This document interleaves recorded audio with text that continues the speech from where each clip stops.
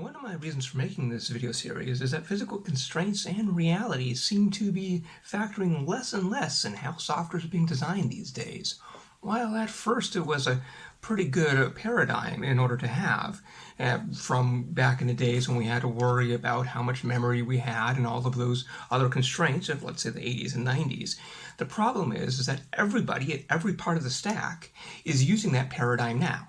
And so that means that people are worried more about aesthetics or abstract values or some kind of altruistic goal of making sure that it passes some type of ceremonial meaninglessness as opposed to what happens on the physical real world hardware.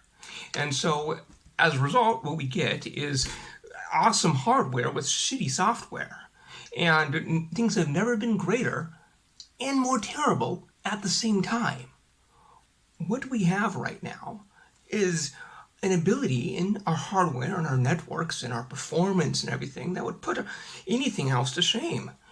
But at the same time, when we're trying to interface with them, it takes longer to do just about anything. Interacting with some web pages, for instance, on a mobile phone is sometimes more sluggish on wall clock time than it was in the 90s when we were dealing with 486s and Pentiums on dial-up internet.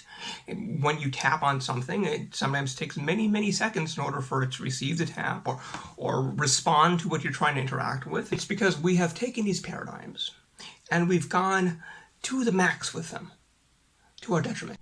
In order to build the proper context for what we have today and why there is no excuse for what we are getting, it's worth going towards my library, where I'm going to be referencing a book that's classic in the world of computer programming. It's called The Mythical Man Month. This was published in 1975, and it was about an IBM 360 computer that was built in the 1960s.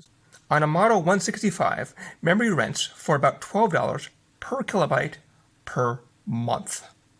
One frequently hears horror expressed that a 2 megabyte machine may have 400 kilobytes devoted to its operating system.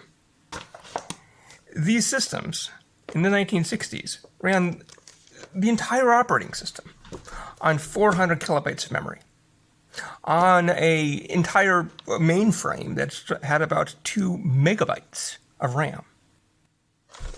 Now, oftentimes, it's hard to put those numbers into context, all those megabytes versus kilobytes, and what that all means in real sort of physical terms. And so I've decided to do a demonstration for you. So I want to represent the IBM 360 computer from the 1960s and all the memory that it had by using this small memory stick right here. So this is going to represent all of the memory that was available on an IBM 360 that cost about $4,800 per month in RAM alone.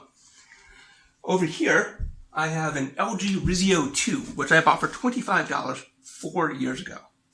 How much more memory does this have than the IBM 360? I have a little box here to represent that.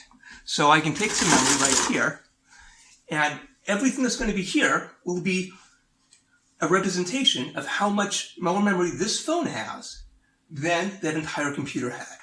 So we're just going to start making a little pile of memory as a comparison of how much we have. In fact, let's just put the entire box down here. This is how much more memory that we're getting on a $25 device than what we had in the 1960s. That is why slowness and latency on modern hardware is completely unacceptable.